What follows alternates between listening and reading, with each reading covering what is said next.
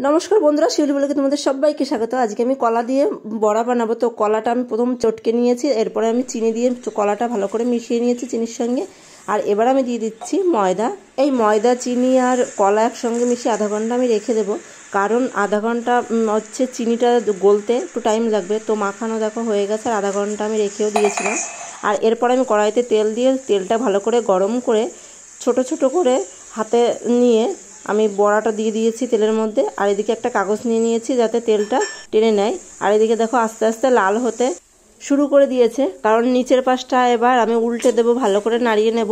সবগুলো মানে সমান লাল লাল হওয়ার দরকার, আর না হলে যদি আমি উল্টে পাল্টে না দিই তো নিচের পাশটা লাল হয়ে যাবে, উপরের পাশটা সাদা থাকবে। ওই জন্য আমি একটু নাড়িয়ে ভালো করে উল্টে নিলাম। আর দেখো বড়াগুলো লাল হয়ে গেছে এবং ভাজাও হয়ে গেছে। তো চলো আজকের ভিডিওটা আমি এখানেই শেষ করছি। দেখা হবে অন্য কোনো সময় অন্য কোনো ভিডিওতে।